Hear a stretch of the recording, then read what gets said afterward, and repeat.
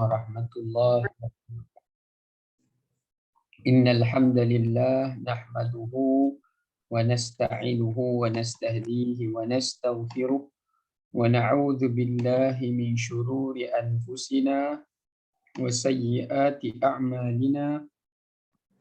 Man yahdihillahu fala mudilla lahu wa man yudlilhu fala hadiya lahu.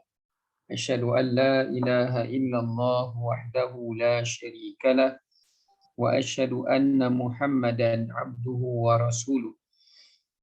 Allahumma salli wa sallim wa barik ala nabiyyina Muhammad wa ala alihi wa ashabihi ajma'in.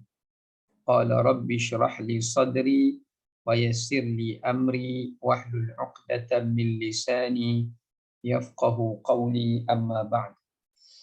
Alhamdulillah, kita rafakkan puji dan syukur kepada Allah Ta'ala di atas segala rahmat dan kurniaannya. Pada petang ini insya-Allah kita akan menyambung semula untuk tafsir kita menerusi surah Al-Mutaffifin pada ayat yang ke-13. Allah Subhanahu wa taala berfirman, a'udzubillahi minasyaitonirrajim. Bismillahirrahmanirrahim.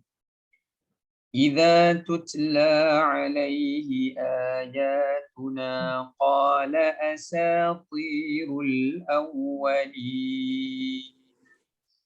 Yang bermaksud, dan apabila dibacakan kepada mereka itu akan ayat-ayat kami, lantas mereka dengan sombongnya akan berkata, ini ialah dongengan orang-orang dahulu kala. Baik, pada ayat ke-13 Allah Subhanahu wa taala menceritakan kepada kita mengenai sikap dan tindak balas golongan yang melampau dan yang suka kepada dosa. Antara sikap dan tindak balas golongan ini dikala mana diperdengarkan kepada mereka Al-Quran yang dibacakan oleh Rasulullah sallallahu alaihi wasallam kepada mereka, maka mereka segera bertindak dengan kesombongan mereka sehingga melampaui batas. Apa bentuk melampaui batas mereka itu? Yakni apabila mereka mendengar ayat-ayat Allah daripada ayat mengenai azab dan ayat mengenai ganjaran nikmat syurga, ayat perintah dan larangan, maka ia sombong sehingga ia mendustakannya. Yang pertama, sikap melampau batas mereka itu adalah mereka mendustakan Al-Quran itu sebagai kalam Allah. Yang kedua, mereka bersangka dengan sangkaan yang buruk kepada Rasulullah sallallahu alaihi wasallam. Kita bagi tafsir dulu ya. Mereka bersangka buruk kepada Rasulullah sallallahu alaihi wasallam dengan mendakwa apa yang Nabi sallallahu alaihi wasallam bacakan kepada mereka itu bukanlah kalam Allah, tetapi adalah merupakan cerita-cerita dongeng yang Nabi dengar daripada mimpinya atau yang Nabi dengar daripada orang-orang lain, lalu baginda mendakwa ia adalah merupakan kalam Allah. Ini sifat melampau batas mereka. Kemudian Allah menggambarkan pula sifat athim, sikap mereka yang gemar kepada dosa dan mengajak orang kepada dosa, iaitu apabila mereka membuat fitnah. Fitnah kan dosa. Mereka membuat fitnah dan mengajak orang supaya mempercayai fitnah mereka itu. Fitnah yang mereka lakukan adalah dengan membuat dakwaan bahawasanya Quran itu adalah merupakan cerita-cerita dongeng. Ya, Quran itu adalah merupakan cerita-cerita dongeng masa yang lalu yang telah direka-reka oleh orang-orang yang silam dan juga orang-orang yang terdahulu bagi tujuan menakut-nakutkan orang yang kemudian. Itu adalah dakwaan mereka terhadap Al-Quranul Karim. Jadi mereka kata syurga itu cerita dongeng, neraka itu cerita dongeng, dan azab kubur, dan juga nikmat, pahala dan sebagainya, itu semua adalah cerita dongengan yang direka-reka untuk menakutkan orang-orang yang di kemudian. Ini adalah sifat athim, sifat mereka yang gemar kepada dosa, mencipta perbuatan fitnah terhadap Quran dan kepada Rasulullah SAW, lalu mengajak orang untuk mempercayainya. Ini dari sudut tafsir, ya, menggambarkan bagaimana sikap golongan mu'tadin dan golongan athim. Baik, kita kembali kepada tadabbur kita untuk ayat yang ke-13. Yang pertama, kewajipan menyampaikan kebenaran dan peringatan walaupun ditentang atau didustakan serta dibenci. Di sini menunjukkan pada kita, ayat ini Allah Ta'ala memberikan pengajarannya, iaitu kewajipan untuk menyampaikan nasihat, menyampaikan teguran, menyampaikan peringatan, dan apa sahaja yang dilihat ianya perbuatan yang salah atau perbuatan yang mungkar atau perbuatan yang menyelisihi syarak dan syariat, walaupun apa yang disampaikannya itu tidak diterima oleh orang yang mendengarnya, atau apa yang disampaikan itu ditentang, dimusuhi, ataupun diingkari atau tidak dipercayai, maka ia juga termasuk perkara yang perlu untuk kita sampaikan. Bukannya bila kita nasihat, kita sampaikan teguran, kita sampaikan nasihat, kita sampaikan kebenaran, apabila kita lihat kebenaran kita dan nasihat dan peringatan kita itu tak diterima, maka kita tidak menyampaikannya. Tak boleh, ya. Kerana dalam ayat ini Allah menggunakan perkataan tutla. Tutla maksudnya dibacakan. Maksudnya Allah nak memberitahu baginda tetap membacakan ayat Al-Quran itu kepada kaum musyrikin, walaupun mereka melarikan diri atau tidak mengendahkannya, atau mendustakannya, atau mengejek Nabi, atau menentang Nabi, atau mentohmah dan memfitnah Nabi SAW, maka baginda tetap membacakan kepada mereka akan ayat-ayat Allah. Ini menjadi satu perkara yang kita kena faham, bahawasanya jangan kita bila nak tegur orang, kita tengok, kita bersangka dulu, kalau saya tegur dia nanti, mesti dia tak nak kawan saya, mesti dia tak nak cakap dengan saya, mesti dia marah saya, mesti dia benci saya, berbagai andaian-andaian yang lain, sedangkan kita belum lagi menyampaikan nasihat itu kepada mereka, maka kita mesti menyampaikannya. Tak boleh kita berpegang kepada andaian kita yang mungkin orang tu tak suka, mungkin orang tu benci, mungkin orang itu bermusuhan dengan kita nanti. Sebaliknya, kita kena menyampaikannya terlebih dahulu dengan secara hikmah, dengan secara terbaik, tanpa mengaibkan, tanpa memburukkan dia, memalukannya. Ini kita sampai dengan kata-kata teguran yang penuh dengan hikmah dan hikmah dan pengajaran yang bukan tujuan untuk menghina tetapi untuk membimbing.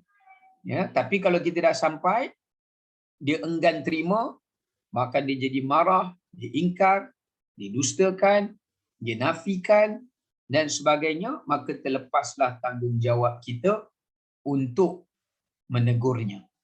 Tapi jangan kita sebelum menegur membuat pelbagai andaian bahawasanya kalau kita bagi tahu nanti orang itu begini dan begini, sedangkan kita belum menyampaikannya dan kita tidak tahu, mungkin dengan apa yang kita sampaikan itu Allah Ta'ala menjadikan ia sebagai asbab untuk Allah memberikan petunjuk dan hidayah kepada mereka, dan ia menjadi asbab juga untuk mereka menerima teguran dan menerima kebenaran itu dan kembali kepada kebaikan. Ya, jadi disebabkan kerana itu kita kena berusaha untuk menegur, tapi kita menegur dengan cara yang berhemah. Ya, kerana kata Allah, ud'u ila sabili rabbika bil hikmah wal mau'izatil hasanah. Ya, sampaikanlah agama Allah tu dengan hikmah. Apa makna hikmah? Perkataan yang sesuai pada waktu yang sesuai, mengikut dengan perkataan yang sesuai pada waktu yang sesuai, dengan keadaan yang sesuai, kepada orang yang sesuai. Jadi itu yang disebutkan 4 perkara yang berkaitan dengan hikmah. Baik. Dan di sini juga menunjukkan pada kita pengajaran tidak boleh kita berputus asa daripada mengajak pada kebaikan bila mendapat tentangan atau tidak mendapat sambutan.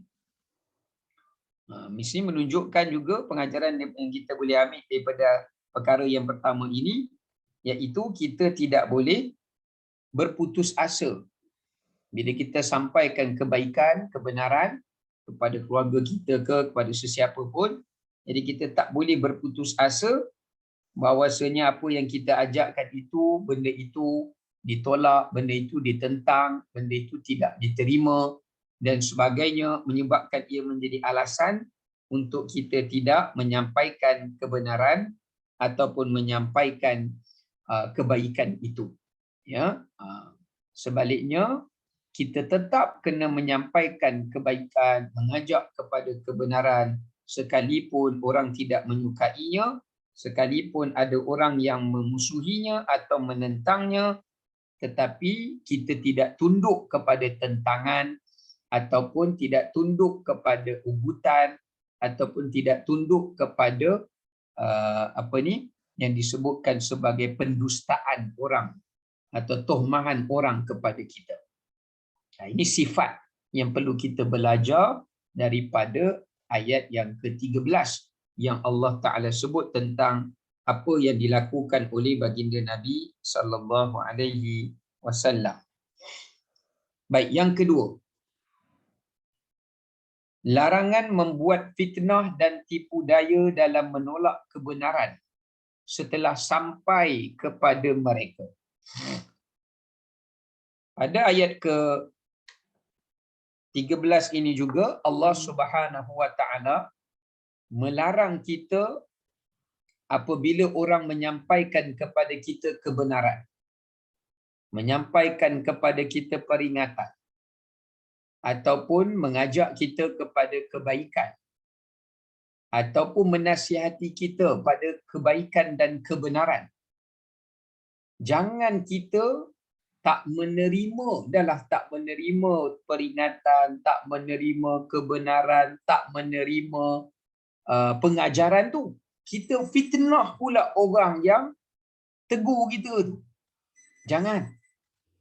Ini kalau siapa buat macam ni, Allah panggil dia mu'tadin athim, melampau batas dan gemar kepada dosa. Sebab tu kalau ada satu orang dia tegur kita dan memang kita salah, kita kena terima. Kalau apa yang dia sebutkan itu betul, tegurannya itu benar, maka kita kena menerimanya. Kerana tidak ada manusia yang terselamat daripada kesalahan melainkan Nabi SAW. Kerana Nabi saja yang maksum. Kita ni makan nau kesum sajalah kan. Jadi kita tidak maksum. Kita tak terlepas daripada kesalahan. Sehebat mana pun ketinggian ilmu kita, pasti ada kesalahan yang pernah kita lakukan. Mungkin kita tahu kita ada ilmu, tapi sebab kita lalai, kita kadang terlepas pandang, kita kadang tercuai, ya, kerana sifat manusia itu, ya, menunjukkan sifat manusiawi yang ada pada diri kita. Sebab itulah bagi dia sebut kullu bani adam khata' wa khairul khata'in at-tawwabun. setiap anak Adam pasti ada melakukan kegelinciran, kecuaian. Tapi sebaik-baik mereka, kata Nabi, adalah orang yang memperbetulkan kesalahannya. Dia mungkin tersilap, ya, terlupa, terleka, tapi dia kena betulkan. Jangan dia berlaku sombong dan membiarkan dirinya kekal di dalam kesalahan itu atau di dalam keburukan itu, kerana dia tidak mahu menerima teguran, nasihat dan sebagainya. Maka ini kita kena jaga-jaga, ya. Kalau seseorang tu sampai pada ni peringatan, pengajaran, nasihat dan teguran, dia tak nak terima, dia mendustakan, dia tak mempercayainya, itu disebut sebagai mu'tadin dah, melampau dah. Tapi yang lebih bahaya bila ada asim tu. Asim tu macam mana? Dia cuba mengajak orang untuk memburukkan orang yang menegur dia. Jangan dengar sakat dia ni. Dia ni nak cari populariti je, sebab tu dia tegur saya. Contoh, kita buat fitnah pada dia. Dia ni bukan bawa ajaran betul pun, dia ni buat ajaran salah. Sebab tu kita tengok Nabi SAW, ya, Nabi SAW berdakwah. Baginda ajak orang mengenal Allah, mengajak orang mengenal akhirat, syurga, takut pada murka, azab neraka. Tapi Nabi dituduh sebagai tukang sihir, orang gila, dituduh sebagai tukang cerita mengarut, dituduh sebagai tukang syair, baginda dituduh sebagai pemecah belah masyarakat kerana mengganggu kepercayaan dan budaya agama orang Arab jahiliah. Ini yang Allah kata asim. Dahlah mereka melampau, tak nak terima benda yang baik. Kemudian mereka gemar kepada dosa dengan mereka memfitnah. Sebab tu jangan, ya. Kalau orang tak cakap, jangan kita kata orang cakap. Orang tu cakap benda yang baik, kita edit, kita pergi cakap, dia cakap benda yang tak baik. Jadi jangan. Ya, zaman sekarang ni lebih kita takut kerana fitnahnya boleh datang dalam pelbagai bentuk, ya. Jadi ini kita kena ambil pengajaran kerana dosa fitnah itu berbeza-beza. Berbeza-beza. Fitnah kepada maruah manusia tidak sama dengan orang yang melakukan fitnah kepada kebenaran. Ya, kalau siapa yang melakukan fitnah kepada kebenaran, lebih besar kesalahan fitnah itu. Ya, kalau kita fitnah orang pun dah besar dosanya, apatah lagi kalau kita fitnah kepada kebenaran yang dibawa kepada kita. Ya, kebenaran yang telah dibawa kepada kita daripada Allah dan Rasulnya. Okay, sekarang kita tengok yang ketiga. Tak gerak. Maaf, ya. Yang ketiga, tuntutan untuk taat dan patuh apabila telah sampai kebenaran dan hujah serta menjauhi sifat suka beralasan.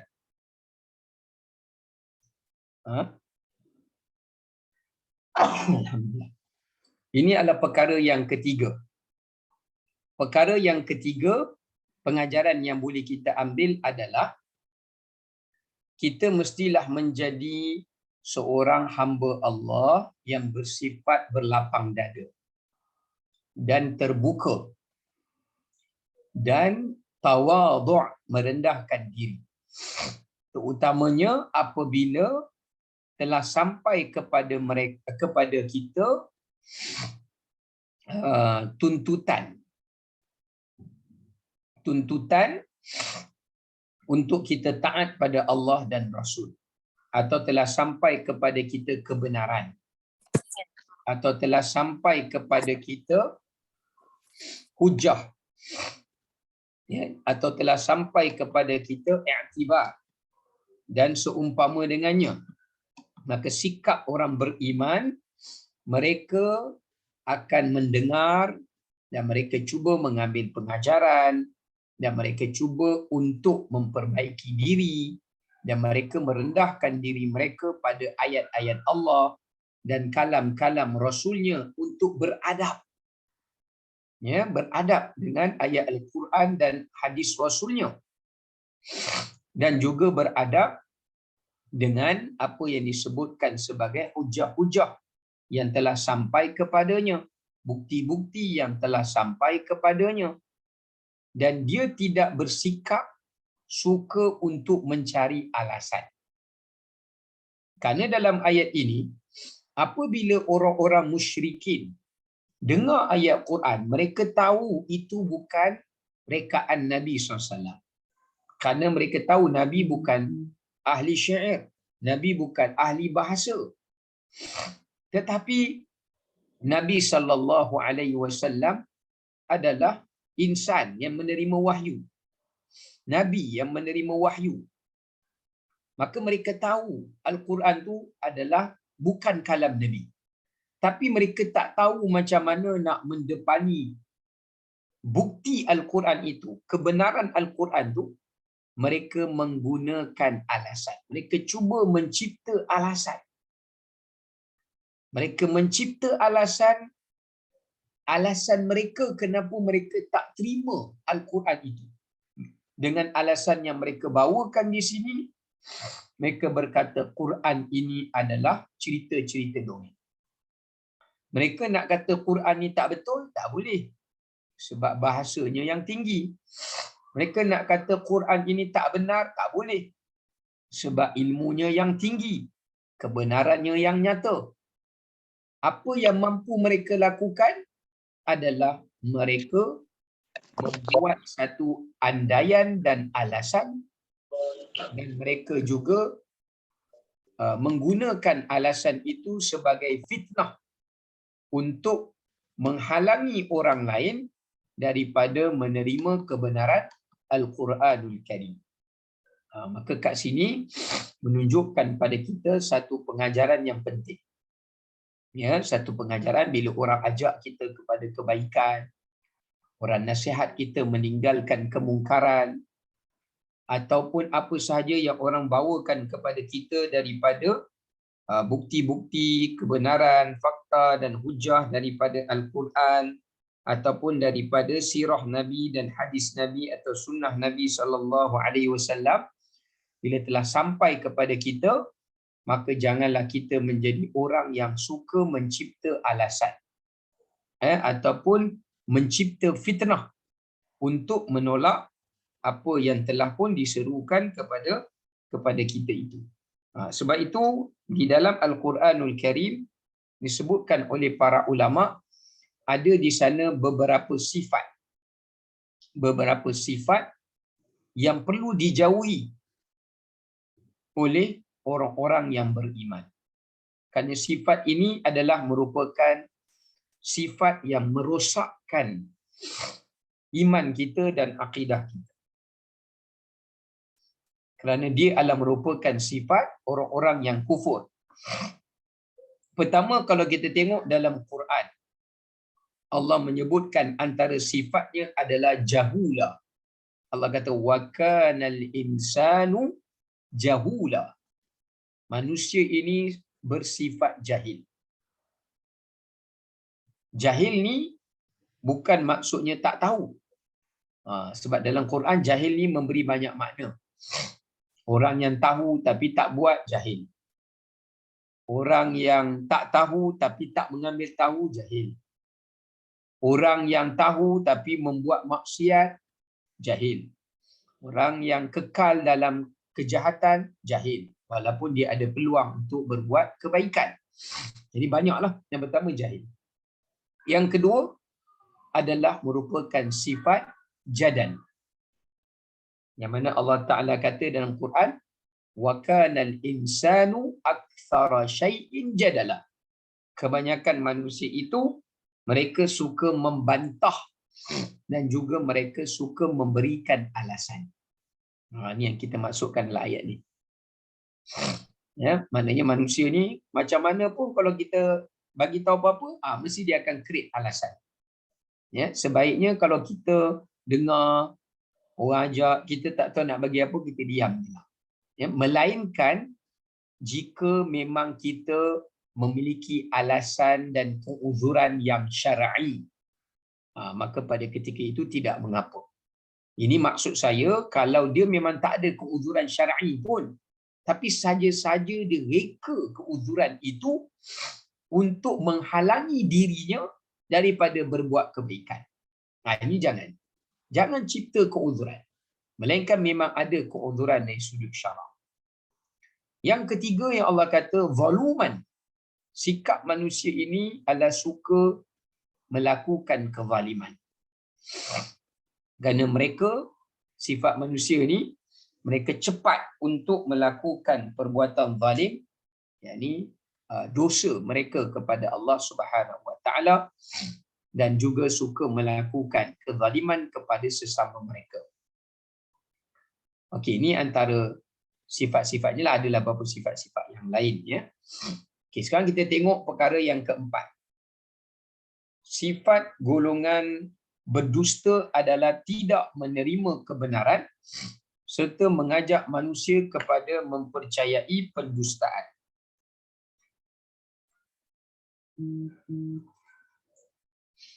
Baik. Dalam ayat ini Allah Subhanahu Wa Taala menerangkan pada kita antara sikap golongan para pendusta. Sebab kalau kita ingat balik ayat-ayat sebelum daripada ayat 12, ayat 11 dan ayat 10, Allah Ta'ala ada ceritakan sikap para pendusta. Wailu yawma idzil lil mukadzibin. Ya. Kemudian Allah nyatakan mereka bukan sekadar berdusta saja, tapi mereka melampaui batas dan suka melakukan dosa. Maka Allah Ta'ala menyatakan di sini pengajaran yang boleh kita ambil, kesan, sifat dan sikap berdusta ini menyebabkan seseorang itu sukar untuk menerima kebenaran, sukar untuk menerima peringatan, sukar untuk mengambil iktibar dan pengajaran. Sebab tu orang yang gemar berdusta, orang yang gemar tidak mempercayai dan sombong kerana tidak menerima kebaikan dan kebenaran ini, memang hati mereka Allah jadikan sulit dan payah untuk mengambil iktibar dan pengajaran. Ya, itu kesan dia yang pertama. Kesan dia yang kedua, sikap orang yang berdusta ini, dia juga akan menyeru orang ramai untuk mempercayai pendustaannya. Untuk mempercayai pendustaannya. Maka di sini juga mengajarkan kepada kita bahawasanya sifat golongan yang berdusta itu adalah di mana mereka adalah golongan yang bukan sekadar tidak mahu menerima kebenaran, mereka tidak akan mengambil pengajaran atau tidak akan mengambil peringatan yang sampai pada mereka. Dan yang ketiganya, mereka akan mengajak dan menyeru manusia untuk mempercayai pendustaan dan kebatilan. Dalam mereka tak nak terima, kemudian mereka dustakan, kemudian mereka tak mahu mengambil pengajaran. Apa yang Allah tunjukkan, kebesaran Allah, bukti daripada ayatnya dan sebagainya. Yang keempat, mereka mengajak orang mempercayai kebatilan. Ini 4 sifat yang ada pada golongan para pendusta itu yang perlu untuk kita jauhi. Kerana dengan ada wujudnya 4 sifat inilah menyebabkan mereka akan menjadi golongan yang terhijab daripada mendapat petunjuk daripada Allah Subhanahu Wa Taala. Baik. Kemudian kita masuk ayat yang ke-14. Allah Ta'ala berfirman pada ayat ke-14, Kalla bal rana ala qulubihim ma kanu yaksibun. Kata Allah Ta'ala, Kalla, sebenarnya ayat-ayat kami itu tidak ada cacatnya. Ini Allah nafikan. Kan mereka kata Quran ada cerita dongeng, Allah kata kalla. Jangan kamu berkata demikian. Sesekali tidak, Quran ini bukanlah cerita-cerita dongeng seperti yang kamu dakwa. Sebaliknya apa kata Allah? Bal, bahkan rana ala qulubihim, hati mereka itulah yang telah diselaputi oleh kekotoran dosa dengan sebab perbuatan kufur dan maksiat yang telah mereka kerjakan. Jelas Allah Ta'ala sebut, sebenarnya ayat Quran tak ada masalah. Kebenaran itu yang telah sampai pada mereka tiada kekurangan. Mukjizat Nabi tiada penafiannya. Kekuasaan dan kebesaran Allah yang mereka nampak itu tidak menjadi pertikaiannya. Tetapi yang menjadi punca kepada masalahnya, kenapa mereka menolak Quran, kenapa mereka tak mempercayai Rasul SAW, dan mengapa mereka tidak mau tunduk kepada syariat Allah, dan mengapa mereka mendustakannya, adalah disebabkan hati mereka itu telah pun ditutupi dengan satu penyakit hati yang paling berbahaya, iaitu penyakit ron. Penyakit ron iaitu dipanggil sebagai selaput dosa yang menyelimuti hati mereka itu disebabkan perbuatan kufur mereka dan dosa-dosa mereka yang mereka lakukan secara berlebih-lebihan dan melampaui batas. Itulah yang menyebabkan hati mereka terhijab daripada kebenaran dan juga daripada segala kebaikan. Okey, sekarang ni kita nak tengok tafsirannya. Dan baru kita pergi kepada tadabburnya. Baik. Pertamanya berkatanya Al-Imam Ibnu Katsir rahimahullah. Al-Imam Ibnu Katsir menyatakan, sesungguhnya tidak benar dakwaan kalian sama sekali. Bahkan ancaman kepada kalian yang mengatakan Quran itu cerita dongengan, bahkan dia kalam Allah, wahyu yang diturunkan oleh Jibril kepada Rasulullah SAW. Namun hati kamu itu telah terhijab daripada mendapat petunjuk Allah dan cahaya iman untuk berada di dalam jiwa kamu, kerana hati kamu itu terdapat padanya ar-rain. Ini dipanggil ron, penyakit ron ataupun rain. Penyakit ar-rain. Ar-rain ni iaitu selaput dosa. Ya, selaput dosa yang menghijabkan hati kamu daripada petunjuk Allah dan daripada kebenaran yang telah sampai kepada kamu, disebabkan kerana terlalu banyaknya kekufuran dan dosa yang telah kamu kerjakan. Ya, ini dinamakan ar-rain. Ya, kata Imam Ibnu Katsir, ada 3 jenis penyakit. Yang pertama, ar-rain. Ini boleh membawa kepada kufur. Ya, penyakit ar-rain. Penyakit ar-rain ini adalah kesan daripada dosa dan kekufuran yang berlebih-lebihan, menyebabkan hatinya terhijab daripada mendapat petunjuk Allah dan juga keimanan. Dia maknanya kita panggil hati yang sudah terkunci. Rain ni hati yang sudah terkunci. Ya, iaitu macam mana nak tahu hati yang sudah terkunci? Allah ada huraikan dalam ayat yang lain. Apa peringatan yang sampai pada dia pun dia tak akan ambil pengajaran dan iktibar. Apa sahaja yang dia saksikan daripada kebenaran, kekuasaan, keagungan, azab Allah, dia tak akan rasa takut. Ya, dia tak akan rasa takut dengan apa yang dilihat, dia tak akan rasa kagum dengan kebesaran Allah, bahkan dia lupa dan dia alpa. Dan yang ketiga, apabila hatinya itu bersikap sombong dan angkuh dan enggan mengambil pengajaran dan peringatan. Yang kedua, namanya ghaib. Kalau rain itu satu. Nombor 2 namanya ghaib. Ghaib. Ghaib ni adalah merupakan dipanggil sebagai satu kesan hati kepada golongan al-abrar. Ya, kalau orang kafir, penyakit dia dipanggil rain. Kalau golongan al-abrar, maknanya orang-orang yang hatinya sentiasa mengambil pengajaran, dipanggil ghaim.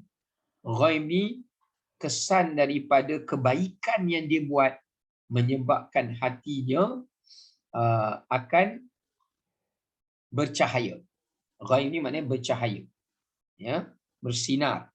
Maknanya hati yang selalu nampak jalan-jalan kebaikan dan jalan-jalan kebenaran. Adapun bagi golongan muqarrabin, namanya hati itu ghain. Ghain. Tadi mim ya, ghaim. Ni ghain nun. Ghain.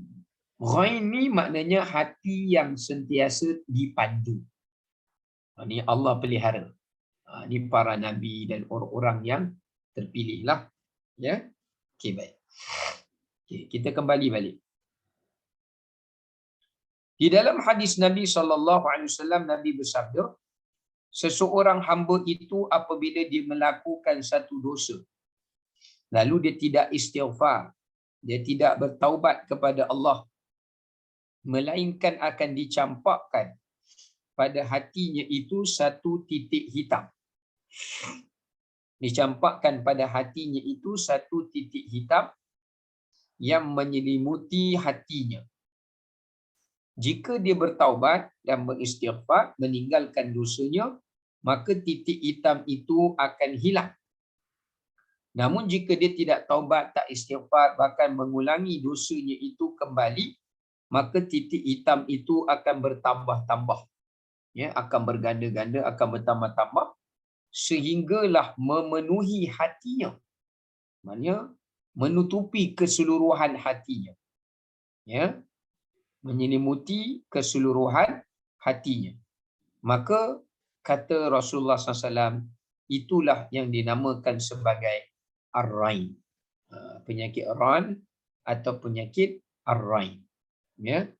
Maka dekat sini cara kita nak elakkan diri kita daripada terkena penyakit ar-rain ini yang kita tak sedar tau.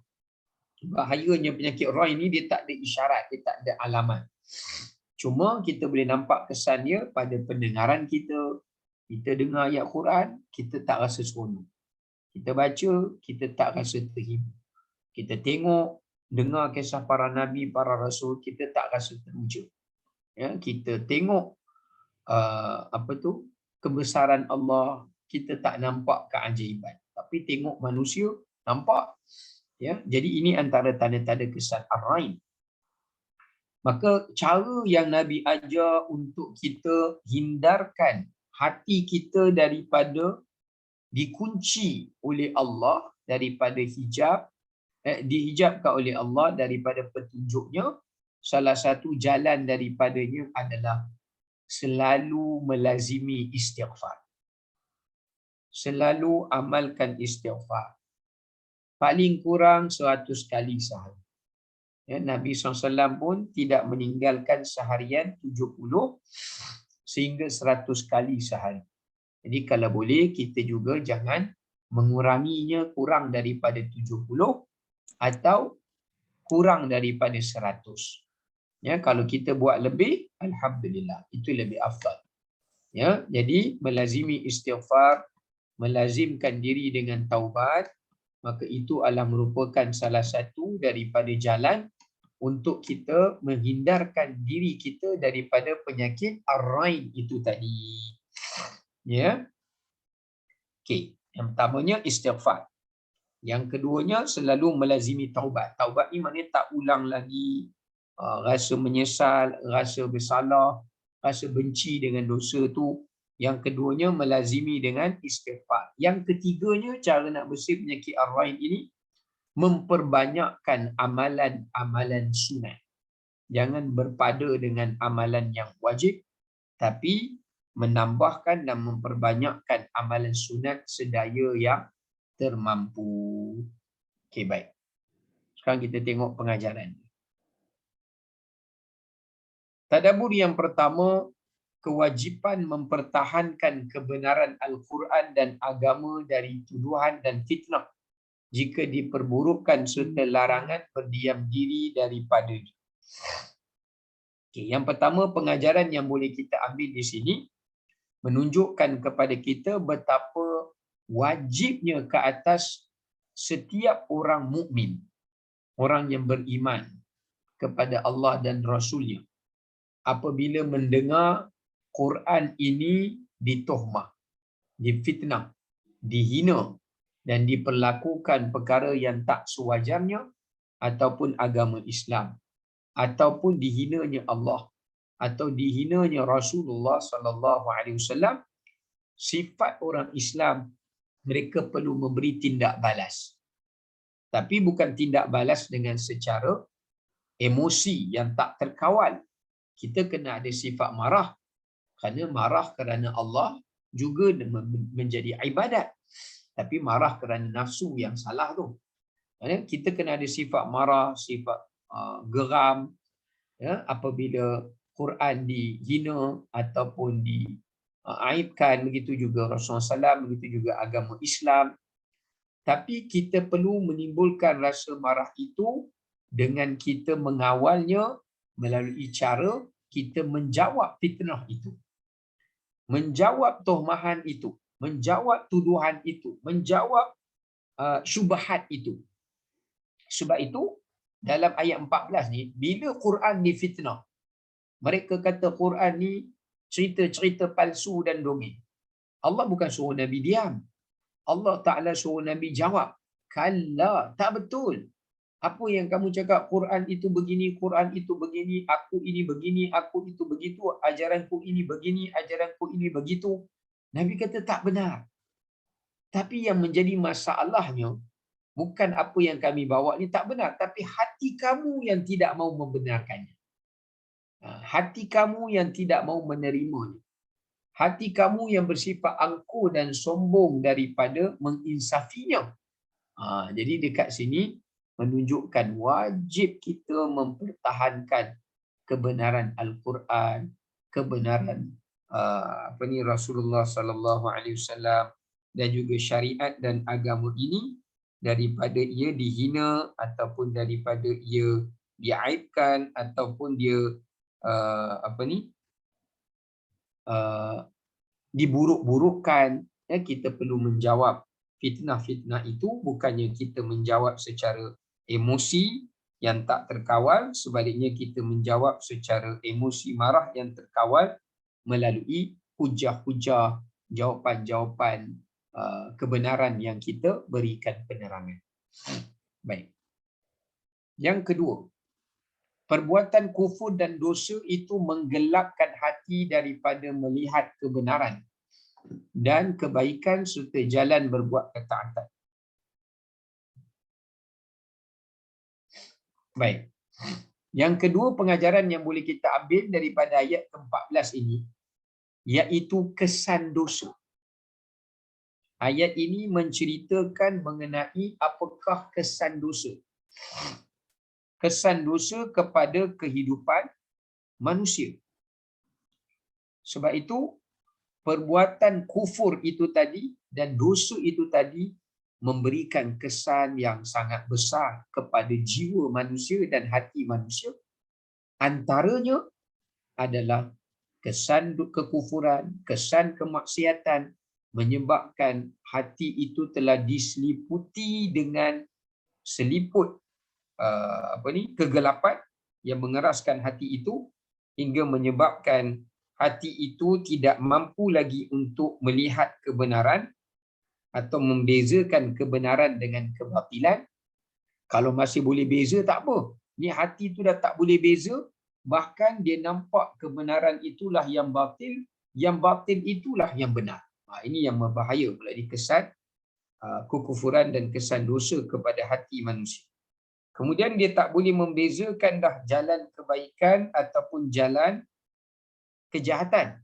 Dia tak boleh bezakan mana jalan ketaatan, mana jalan kebaikan.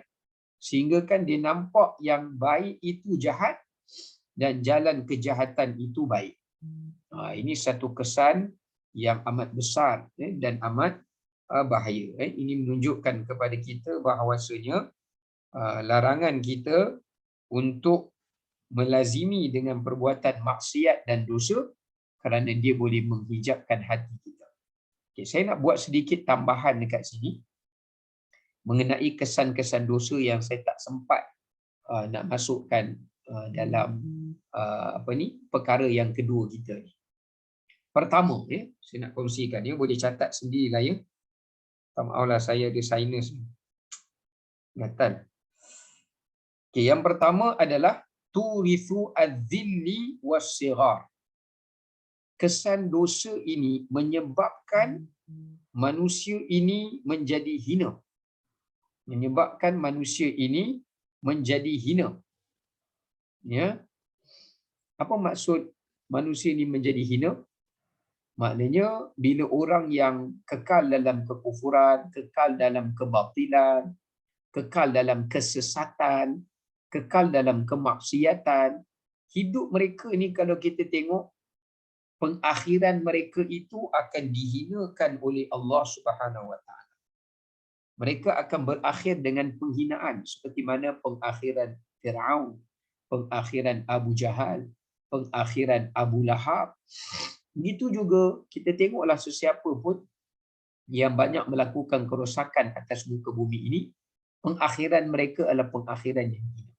Sama ada mereka mati dalam keadaan yang hina, ataupun terbiar kehidupan mereka, tak disanjung, dilupakan dan sebagainya. Itu kesan dia. Yang kedua, kesan dosa ini tuzilun ni'am. Dosa ini boleh menghilangkan kenikmatan. Kerana perbuatan kufur dan dosa menyebabkan Allah boleh cabut nikmat ke atas seseorang. Kadang-kadang ada orang kata, tapi orang kafir itu nikmat kekal ni Ustaz. Tak ada pun hilang nikmat daripada dia. Kita kena ingat, nikmat ni bukan sekadar berbentuk kebendaan, bukan sekadar berbentuk fizikal, tapi nikmat ini juga adalah kesan. Kesan yang kita perolehi, natijah yang kita perolehi daripada nikmat tadi. Contoh, ada orang dia ada harta yang banyak. Tapi walaupun dia ada harta banyak, dia tak rasa harta yang banyak tu satu nikmat bagi dia. Ya. Dia tak rasa puas. Dia tak merasa kepuasan. Ya, Allah tarik nikmat kepuasan, nikmat qanaah, rasa cukup, rasa redha, rasa puas dalam diri dia. Sebab tu dia tercari-cari kepuasan. Walaupun dia dah ada harta yang banyak, walaupun dia dah ada segala-galanya, tapi dia akan terasa sedemikian. Maka ini menunjukkan dia menghilangkan kesan nikmat itu. Jadi keberkatan. Kemudian dosa juga penyebab pengundang kepada bala dan azab. Ya. Sebab tu Allah Taala kata, "Wa ma asabakum min musibatin fabima kasabat aydikum." Tidaklah apa-apa musibah dan bala yang menimpa kamu melainkan kerana dosa-dosa kamu. Ya. Kemudian kesan dosa juga adalah pengakhiran yang buruk. Jadi kita kena hati-hati. Kesan dosa ini menyebabkan seseorang itu boleh mendapat pengakhiran su'ul khatimah. Dia boleh mendapat pengakhiran kematian yang buruk, pengakhiran kematian yang tidak baik. Wala'iyadzubillah. Ya, maknanya antara bentuk pengakhiran kematian yang tak baik tu, Allah matikan dia dalam keadaan dia tak sempat beriman. Allah matikan dia dalam kekufuran. Allah matikan dia dalam keadaan dia tidak dapat bertaubat, dia tidak dapat berhijrah, dia tak dapat untuk berubah. Maka ini adalah merupakan kesannya. Ya. Sebab tu dalam Al-Quran Allah kata, "Falamma nasu ma dzukiru bi fatahna 'alaihim abwaaba kulli syai' hatta idza farihu bima utu akhadnahum baghtah." Kata Allah, apabila mereka itu leka dan lalai dengan kekufuran dan dosa-dosa mereka, Allah tambahkan lagi dosa-dosa dan kekufuran mereka, dan kemudiannya Allah turunkan azab dan matikan mereka secara baghtah, mengejut. supaya mereka itu mendapat pengakhiran yang buruk.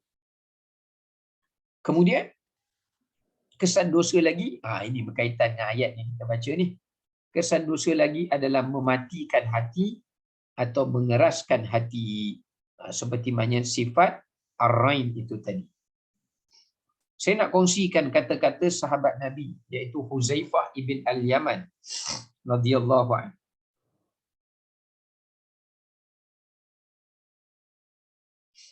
Huzaifah al-Yaman, dia kata hati manusia itu seperti telapak tangan kita. Ni telapak tangan.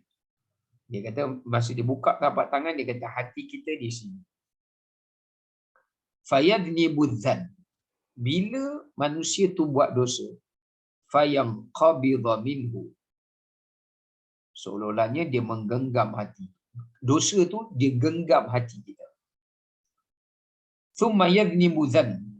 Dia buat lagi dosa, genggamannya lagi kuat. Ya. Sehingga kan bila dosa itu telah mencengkam. Bila dosa itu telah mencengkam dan menggenggam hatinya dengan kuat, menyebabkan yukhtimu alaihi al-khair. Kata Huzaifah, Allah tutup pendengarannya daripada menerima segala kebaikan. Fala yajidu lahu masara. Sehingga kan dia tidak lagi menemui jalan kebaikan itu. Nak bagi tahu pada kita, bila seseorang tu buat dosa, dosa tu sedang menggenggam hati dia dengan genggaman yang kuat. Lagi dia ulang lagi kuat, lagi dia ulang lagi kuat. Maksudnya dosa tu mencengkam hati manusia. Bila hati manusia dalam cengkaman dosa, maka sudah pastilah dia berada dalam cengkaman nafsu, dia berada dalam genggaman syaitan. Maka kesan dia adalah menyebabkan hati itu tidak mampu lagi untuk hidup dan bernyawa kerana kesan-kesannya itu. Banyak lagi lah kesan-kesan dosa itu, ya. Okey. Antaranya menghilangkan sifat malu. Al-haya khairun kullu. Sifat malu ni baik untuk semua urusan, Nabi cakap. Tapi bila orang tu buat dosa, dosa ni dia akan kikis sifat malu dalam diri kita. Tak malu dengan Allah, tak malu dengan malaikat, tak malu dengan orang, tak malu dengan sesiapa pun, hatta dengan diri sendiri. Maka ini adalah kesan implikasi daripada sifat malu. Daripada dosa, minta maaf. Antara kesan dosa lagi, menyebabkan hidup kita terasa hiba, sedih, sempit, risau. Ini seperti mana yang Allah kata dalam Quran, wa man a'rada an dzikri fa inna lahu ma'isyatan dhanka. Siapa yang menjadikan berpaling daripada mengambil peringatan dan pengajaran daripada aku, maka aku akan jadikan kehidupannya serba kesempitan. Maka disebabkan kerana itu, kita kena minta lindung kepada Allah Ta'ala daripada kesan-kesan dosa ini. Kemudian kita tengok yang ketiga. Jenis hati yang mati dan kotor. Dalam ayat yang kita bacakan ini, dalam surah Al-Mutaffifin ini, ayat ke-14, di sini Allah ceritakan kepada kita pada ayat 14, antara salah satu hati yang mati atau hati yang kotor. Hati yang mati atau hati yang kotor. Jadi kita nak tengok ar-ran atau ar-rain ini termasuk dalam jenis hati yang mana. Tapi di sini ulama senaraikan 9 jenis hati yang mati dan kotor. Pertama, hati yang buta. Apa makna hati yang buta? Iaitu hati yang tidak mampu lagi melihat kebenaran. Dia tak boleh tengok kebenaran, dia dah tak nampak dah kebaikan, dia dah tak nampak dah akhirat, dia dah tak nampak melainkan nafsunya dan kejahatan. Ini kesan hati yang sangat bahaya. yang Allah sering kali sebut dalam Quran, qulubul a'ma, hati yang mati. Ya. Yang kedua, hati yang lalai. Hati yang lalai pun tanda hati yang mati.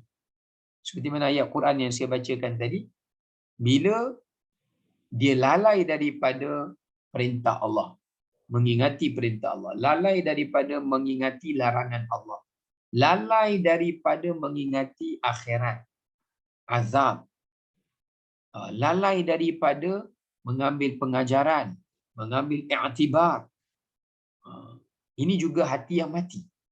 Jadi kita kena jaga-jaga. Yang kedua, hati yang sakit. Yang Allah Ta'ala sebut saqim. Hati yang marid. Fi qulubihim marad. Hati yang mati. Hati yang sakit, minta maaf. Hati yang sakit ni, dia adalah merupakan hati yang hampir kepada mati. Tapi dia kotor, tapi dia belum mati. Tapi dia hampir kepada mati. Iaitu hati yang sakit ini adalah kerana kesan dosa. Bila hati itu bila tubuh dan jasad itu melakukan dosa, maka hati kita akan jadi sakit kerana genggaman dosa itu tadi. Kesan dosa itu tadi. Termasuk juga, ini termasuk hati ar-rain yang kita bincang ayat 14 ni.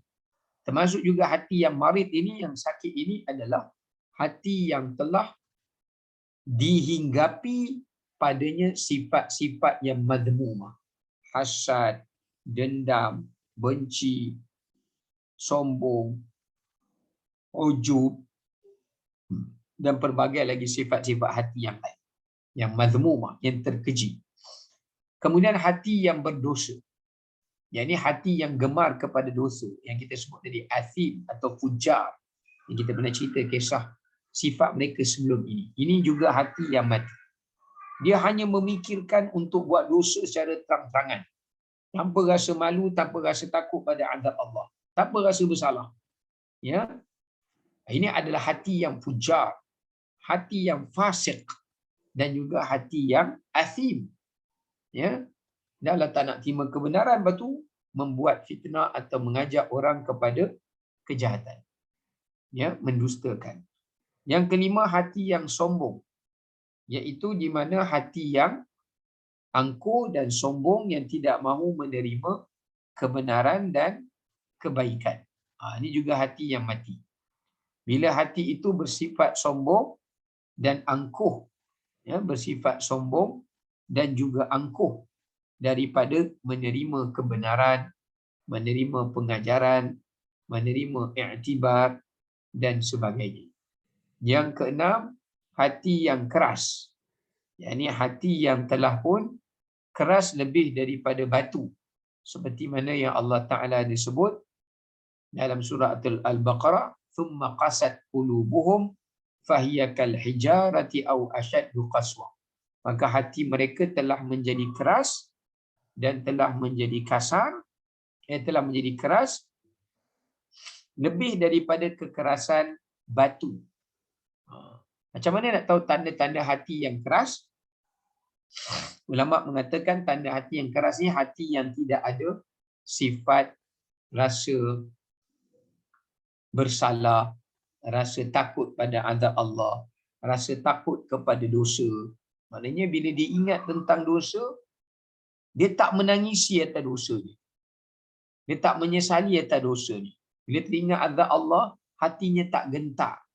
Hatinya tak berasa takut. Ya. Tanda hati yang keras ini juga adalah bila dia tidak memiliki sifat ihsan.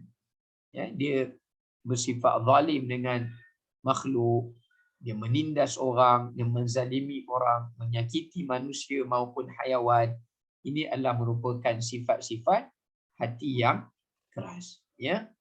Okay, baik, kita tangguh dulu sekadar itu untuk petang ini. Insya-Allah kita akan sambung, ada lagi sambungan-sambungannya untuk ayat ke-14 ini, dan kemudian nanti kita akan masuk juga pada ayat 15 dan ayat yang seterusnya insya-Allah. Allahu taala alam bisawab. Assalamualaikum warahmatullahi wabarakatuh. Waalaikumsalam warahmatullahi wabarakatuh. Ustaz.